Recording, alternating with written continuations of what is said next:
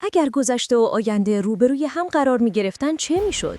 اگر نیکولا تسلا، مردی که رؤیای انتقال انرژی از راه هوا را داشت، با ایلان ماسک، مردی که سیاره رو باتری به باتری برق می کشد، روبرو می شد.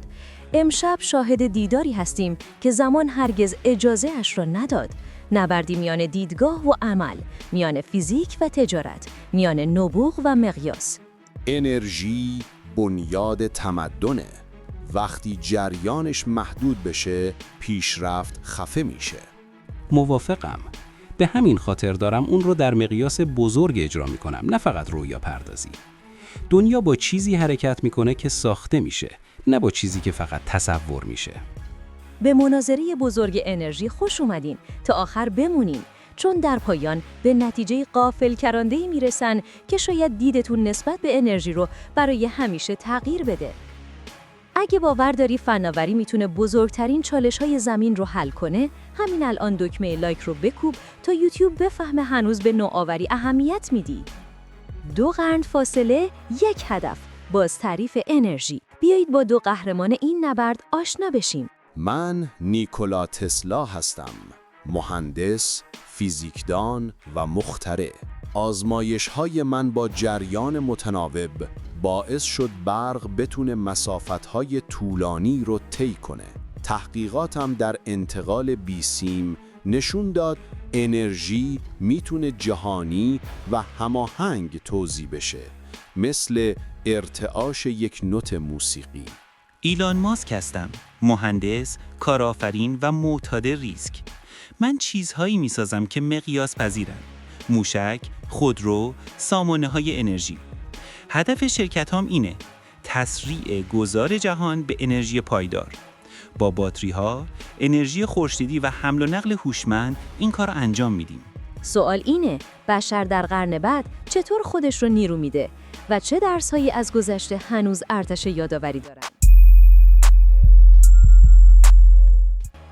محور نخست، تولید پاک. چطور میتونیم انرژی رو به شکلی پایدار تولید کنیم؟ برق همه جا هست، در مقادیر نامحدود. خود زمین یه ژنراتوره. یونوسفر پر از پتانسیله. اگه درست مهار بشه میتونه جهان رو تغذیه کنه. برج واردن کلیف من قرار بود انرژی رو بیسیم منتقل کنه. یه مدار سیاره‌ای، نه توزیعه. فوق‌العاده است، ولی فیزیک بی‌رحمه. اتلاف انرژی، تداخل سیگنال در مقیاس امروز عملی نیست.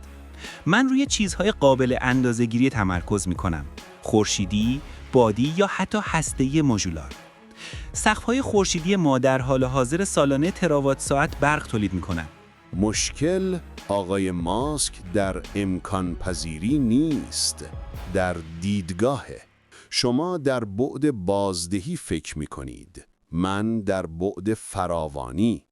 مدل من انرژی رو پخش نمی‌کنه، بلکه با فرکانس طبیعی زمین هم نوا می‌کنه. انرژی سفر نمی‌کنه، می‌لرزه. تسلا به رزونانس شومان اشاره میکنه، فرکانسی حدود 7.803 هرتز که از سائقه‌ها در جو ایجاد میشه.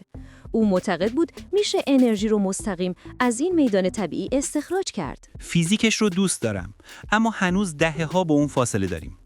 فعلاً توسعه انرژی خورشیدی سریع‌ترین مسیر برای کربن زداییه. به نظرتون بشر باید روی پیشرفت‌های آینده تمرکز کنه یا روی بهبود فناوری‌های فعلی؟ زیر همین ویدیو بنویسید پیشرفت یا گسترش. بهترین نظر پین میشه. مقیاس مهم نیست اگه پایه اشتباه باشه. پنل خورشیدی نیاز به مواد، معدنکاری و فرسایش داره. پایداری واقعی یعنی آزادی از ماده محدود. اما تمدن فقط با نظریه ساخته نمیشه. باید فلز داشته باشی، لوجستیک، کارخانه. کارخانه‌های بیدرک زندان‌های پیشرفتند. محور دوم، ذخیره و توزیع، سیستم عصبی سیاره. ناپایداری بزرگترین دشمنه. خورشید همیشه نمیتابه، باد همیشه نمیوزه. باتری ها این فاصله را پر میکنن. پروژه های مگاپک ما از استرالیا تا کالیفرنیا شبکه ها رو پایدار کردن. گزارش 3 ماهه 2025 نشون میده ظرفیت ذخیره انرژی 44% افزایش یافته. باتری‌ها ظرف‌های موقتند. اضافه رو ذخیره می‌کنند، نه ناهماهنگی رو حل. تصور کن انرژی بیدرنگ منتقل بشه، بدون اتلاف، بدون فرسودگی شیمیایی.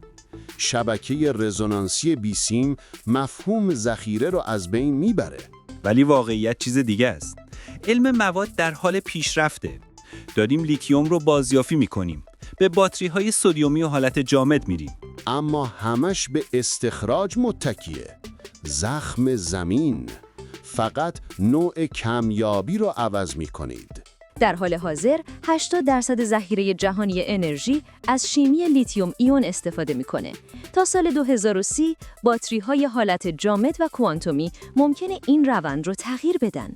با جفت سازی فرکانس بالا میشه انرژی رو بدون تلفات از طریق ارتعاش منتقل کرد. مشکل در نظریه نیست، در شجاعته. پس کمکمون کن. تیم‌های ما در تگزاس و شانگهای دارن شارژ بیسیم خودروها را آزمایش میکنن. شاید روزی تسلای شما بدون کابل شارژ بشه، به لطف ایده شما. از عملگراییت تحسین میکنم آقای ماسک، اما مراقب باش. بازدهی میتونه نوآوری رو کور کنه و کمالگرایی میتونه عمل رو فلج کنه. محور سوم، جابجایی، خودروها، هوش مصنوعی و اثر اجتماعی برقی سازی. حمل و نقل جریان خون اقتصاده.